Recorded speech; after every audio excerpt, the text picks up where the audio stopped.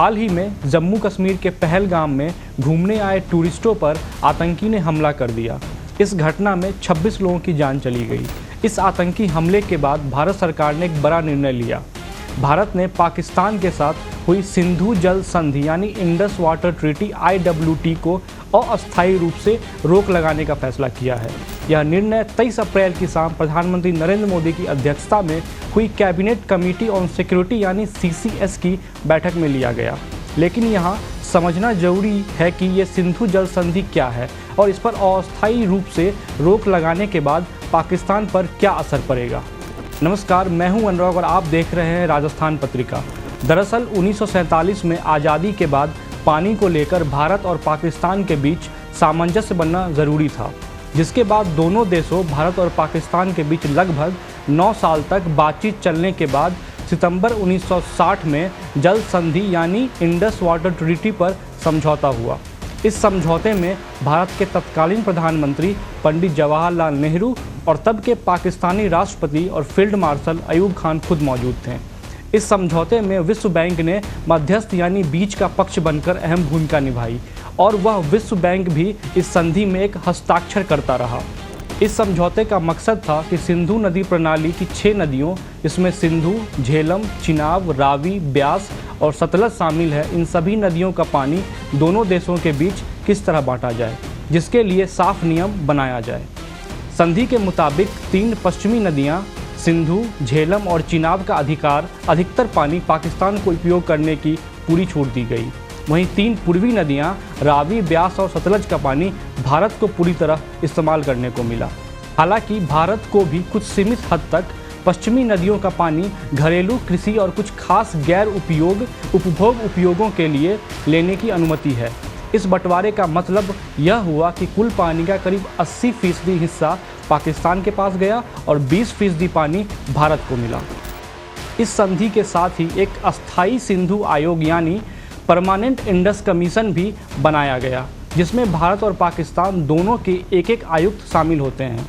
इस आयोग की जिम्मेदारी है कि दोनों देशों के बीच जल मामलों पर बातचीत बनी रहे। संधि के अनुसार यह आयोग हर साल कम से कम एक बार बैठक जरूर करता है। यह बैठक कभी भारत में और कभी पाकिस्तान में होती है। अब हम सिंधु जल संधि के कुछ अहम बिंदु को समझते हैं। पहला बिंदु, हस्ताक्षर की तारीख और मध्यस्थता। भारत और पाकिस्तान ने लगभग 1 दशक तक बातचीत करने के बाद 19 सितंबर 1960 को सिंधु जल संधि पर दस्तखत किए। इस ऐतिहासिक समझौते में विश्व बैंक ने मध्यस्थ की भूमिका निभाई थी और वह भी संधि का एक हस्ताक्षरकर्ता बना था।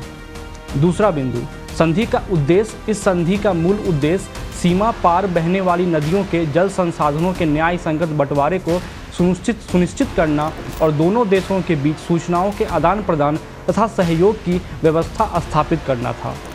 तीसरा, नदियों को बांटना। कुल 6 नदियों को 2 समूहों में बांटा गया। पूर्वी नदियों में रावी, ब्यास और सतलज, तो पश्चिमी नदियों में सिंधु, झेलम और चिनाब को शामिल किया गया। चौथा बिंदु, पूर्वी नदियों का अधिकार।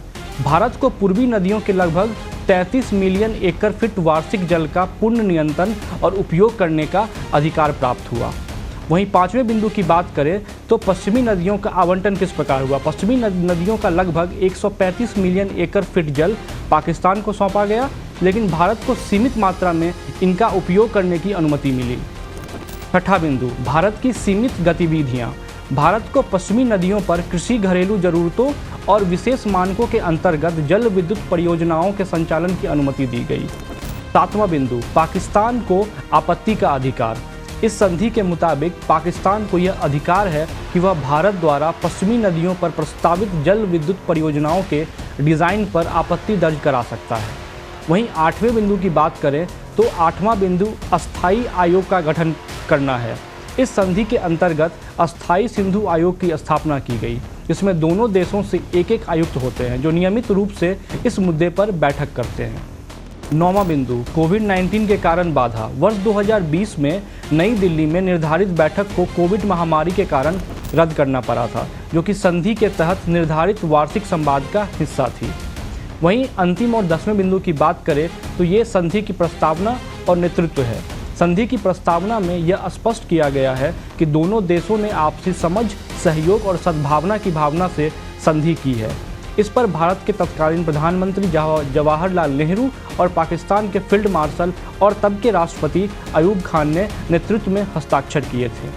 अब यह जान लेते हैं कि पाकिस्तान पर इस रोक का क्या असर पड़ेगा। पाकिस्तान की 80% खेती योग्य भूमि सिंधु नदी प्रणाली के पानी पर निर्भर है। सिंधु नदी के 93% पानी का इस्तेमाल सिंचाई के लिए किया जाता है। इस पर रोक लगने से खेती करना लगभग नामुमकिन हो जाएगा। साथ ही सिंधु और उसकी सहायक नदियों पर ही पाकिस्तान के प्रमुख शहर कराची, लाहौर, मुल्तान निर्भर है। ऐसे में इसका असर पाकिस्तान की अर्थव्यवस्था और रोज़मर्रा के काम दोनों पर पड़ेगा।